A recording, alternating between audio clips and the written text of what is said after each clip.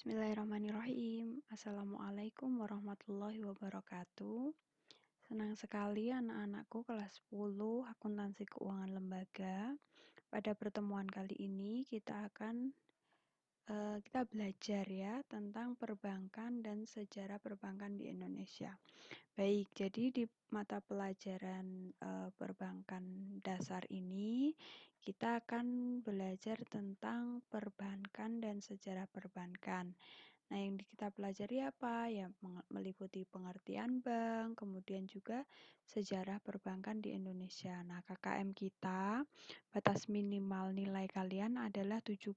Jika nilai kurang dari 70, maka nanti akan mengikuti remedi.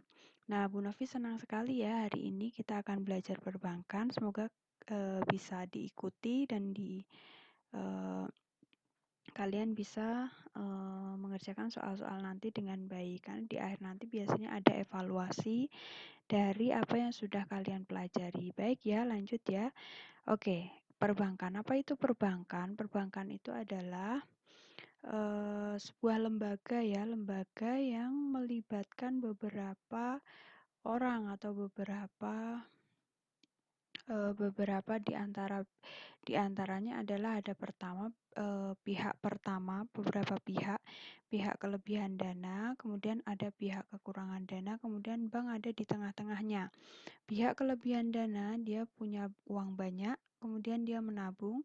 Pihak kekurangan dana biasanya pengusaha dia pinjam uang melalui bank. Nah, bank di tengah-tengah di sini yang biasa bank disebut dengan lembaga intermediasi atau bank yang memediasi antara pihak yang kelebihan dana dan pihak yang kekurangan dana. Nah, itulah perbankan ya. Jadi kalau kalian pernah datang ke bank, mesti kalian tahu gitu. Jadi tugas utama bank itu gitu. Jadi menerima setoran tabungan, kemudian dipinjamkan lagi kepada para pengusaha yang membutuhkan dana. Berikutnya, apa itu perbankan? Menurut Undang-Undang Nomor 10 Tahun 98, perbankan adalah badan usaha yang menghimpun dana dari masyarakat bentuk pinjaman, menyalurkan kepada masyarakat bentuk kredit atau bentuk simpanan ya, maaf ya. Jadi badan usaha yang menghimpun dana dari masyarakat bentuknya simpanan, kemudian disalurkan dalam bentuk kredit atau pinjaman atau bentuk lainnya, misalkan ada jasa-jasa.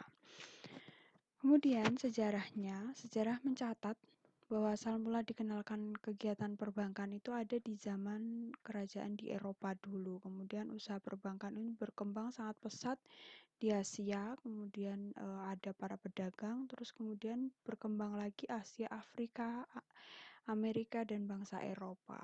Kemudian adanya penjajahan, ekspansi ke negara-negara yang lebih luas, maka perbankan itu semakin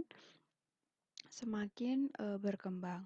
Kemudian kalau di Indonesia sendiri perbankan itu tidak lepas dari karena adanya penjajahan dari Hindia Belanda.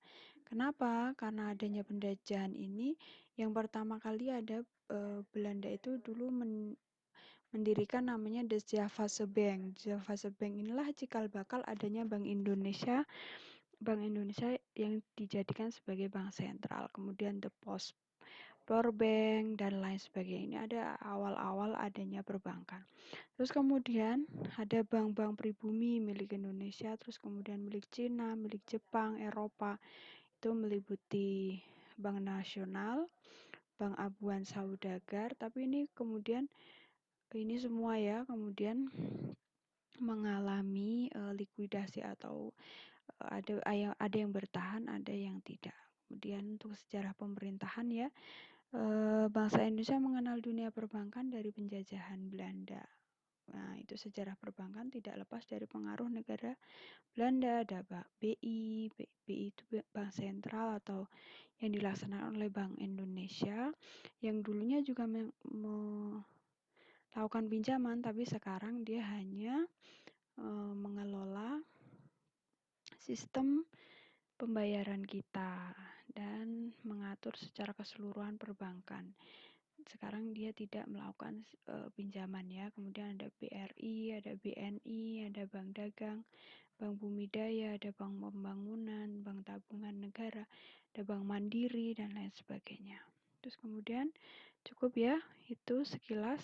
Kalian berikutnya silahkan kalian pelajari tentang persyaratan pendirian bank dan bentuk-bentuk badan usaha bank.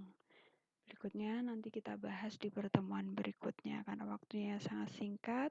Semoga penjelasan singkat ini dapat dipahami dan kita buka sesi tanya jawab. Silakan bertanya bagi yang belum jelas. Kita buka sesi diskusi di kolom komentar. Terima kasih. Semoga pertemuan kali ini bermanfaat.